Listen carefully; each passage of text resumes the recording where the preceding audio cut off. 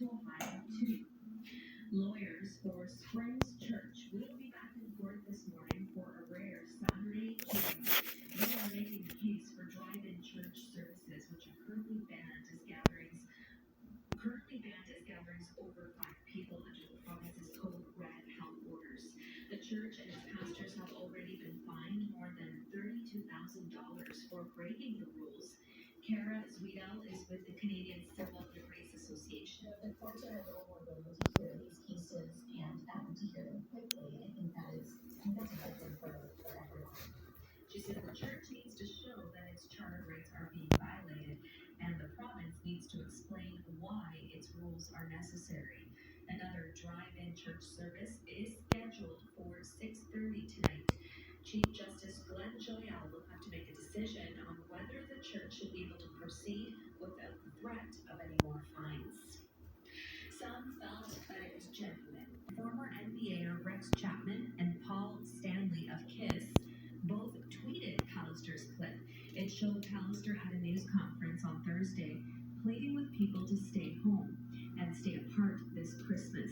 Crystal Kecker and her husband are both essential workers in Winnipeg. She says she doesn't buy it. I mean, just based on his previous behavior, I don't think this was a genuine reaction. I think it was more of a calculated showing. Every time we think, okay, maybe they're going to do something now, it's always kind of half measures.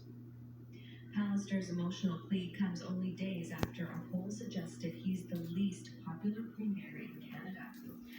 An expert in infectious diseases isn't ready to second-guess Manitoba's response to the second wave of COVID-19.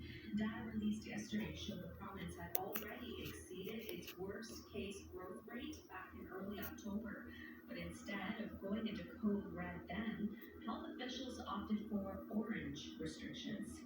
Epidemiologist Cynthia Carr says it's a complex decision and she understands why a targeted approach was chosen rather than a more drastic shutdown. At the time, people would then say, what about the impact on business or social well-being? It's not that easy to just make one decision based on a number.